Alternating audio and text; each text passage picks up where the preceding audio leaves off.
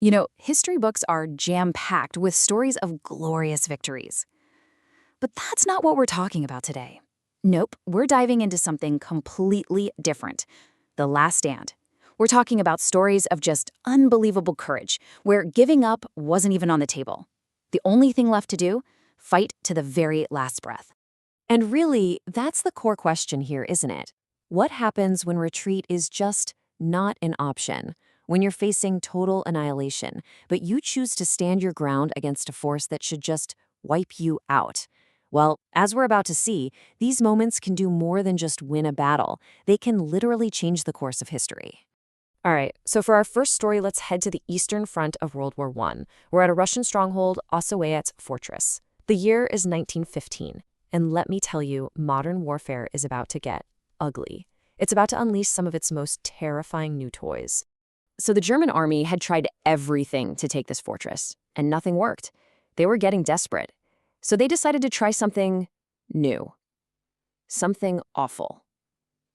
At 4 o'clock in the morning, while shells were raining down, they opened the valves and released this thick, greenish fog. A massive cloud of chlorine gas that just oozed its way across no man's land and right into the Russian trenches. And you have to understand, this weapon was pure, unadulterated horror. The Russians, they didn't have any gas masks. They were completely exposed. As soon as that gas hit the moisture in their eyes, their throats, their lungs, it turned into hydrochloric acid. It was literally dissolving them from the inside out. Imagine your eyes burning, coughing uncontrollably as your own lungs liquefy and fill with blood. After about an hour of this, the Germans, all geared up in their gas masks, started to advance. They figured, hey, we're just going to walk in and find 900 dead guys. Easy. But what they walked into was a scene straight out of a nightmare. It was worse than just corpses. These were bodies twisted in pure agony, faces stained red, men who had literally choked to death on their own insides. But then, something impossible happened. From among what looked like a field of corpses, they heard groans, coughs, and then the Russian soldiers, these horribly disfigured men, literally coughing up chunks of their own lungs, blood pouring from their eyes, they started to get up. I'm not kidding, this was the closest thing history has to a real-life zombie attack. They just lurched forward, fixed their bayonets, and charged right at the dumbfounded German troops. Think about the sheer willpower that takes. It was just 60 men, 60 survivors who made that charge. And the Germans, they were so utterly terrified by the sight of these walking dead men that they just broke. They panicked and ran. And just like that, the fortress was defended one last time in a battle that would go down in history as the Attack of the Dead Men. Unbelievable. Okay, so our next story is a perfect example of how one last stand can have huge, massive geopolitical consequences. We're going to rewind the clock way back to 1566 to a little fortress called Zigedvar. This tiny outpost was the only thing standing between the mighty Ottoman Empire and their invasion of Europe. And really, the numbers here just tell the whole story. On one side, you've got this guy, Count Nicola Zrinski, with maybe 2,300 men. And on the other side, just Sultan Suleiman the Magnificent, with an army of 100,000 soldiers and 300 cannons, all marching to capture Vienna. The odds, they're not just bad, they're completely insane. So the siege was this brutal, month-long slog. The defenders got pushed back and back, from the new town to the old town, until all they had left was the main citadel. But then, something huge happened that the defenders had no idea about. The big man himself, Sultan Suleiman, the entire reason for the invasion, he just dies in his tent. Natural causes. And his commanders keep it a secret because they know if the army finds out, morale will totally collapse. Meanwhile, inside the burning citadel, Count Zrinski knows it's over. So he gathers what's left of his men. And he's not giving them a speech about survival. No, he's preparing them for one last glorious charge. He tells them they won't be captured. They won't be burned alive. They are going to die on their feet, swords in hand. He says, I will go first, and what I do, you do. And God is my witness, I will never leave you, my brothers and knights.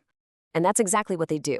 The gates fly open, and Zrinski's men charge out, firing a cannon loaded with shrapnel point blank into the shocked Ottoman ranks.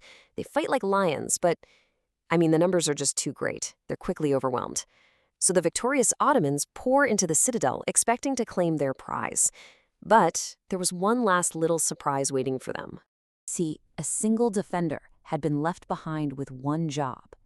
He lit a torch and touched it to the fortress's entire gunpowder supply. Boom! The explosion took out another 3,000 Ottoman soldiers. That final blow, plus the now revealed death of their sultan, it was just too much. The entire campaign was called off. And Vienna was saved. All right, for our last story, we're heading to British India in 1897. And folks, this one might just be the most ridiculously lopsided last stand in all of military history. This isn't about some grand strategic victory. This is a story about pure, unshakable, awe-inspiring duty. Take a look at this number, 21. That's how many Sikh soldiers from the 36th Sikh Regiment were stationed at Sarigari. It wasn't even a fort, it was a tiny little signaling post, just 21 guys. And now, look at this number, 10,000. That's the estimated number of Afghan tribesmen who showed up to attack them. 21 versus 10,000. Just let that sink in for a second. The odds are just staggering. Okay, so the signalman at Sarigari immediately radios for help from the nearby fort. And the reply comes back, it's just heartbreaking. Cannot send reinforcements. They were on their own. And their commander, a man named Havildar Ishar Singh, knew what that meant. He looked at his men, and they made a choice. They weren't going to surrender. They were going to fight to the last man, to buy as much time as possible for the other forts to get ready. What happens next is an insane 6-hour battle. And the whole time, the signalman stays at his post. He's sending live updates to Fort Lockhart, describing the battle as he watches every single one of his comrades die in brutal hand-to-hand combat. He's the witness to it all, their only link to the outside world. And then, there was only one left, the signalman. He sends his last message, permission to take up my rifle. And the commander at Fort Lockhart radios back the only response he can, permission granted. The signalman carefully packs up his equipment, grabs his rifle, and goes to meet his end. He reportedly killed dozens more attackers before they finally just set the tower on fire, silencing the last defender of Sarigari for good. So there you have it, 3 absolutely incredible stories of pure defiance. You've got the gruesome charge of the dead men at Austerlitz, the massive strategic sacrifice at Shigefar that literally stopped an empire in its tracks, and the just mind-boggling courage of 21 men against 10,000 at Sarigari. In every single case, the odds were beyond astronomical, but the impact they had, it was absolutely undeniable. And that really brings us to the big question, doesn't it? If you think about it, technically, all of these men were defeated. They died. But here we are talking about their stories centuries later. It really makes you wonder, what actually defines a victory? Is it just about who's left standing at the end? Or is it about the kind of courage you can show when you know for a fact that standing at all is no longer an option?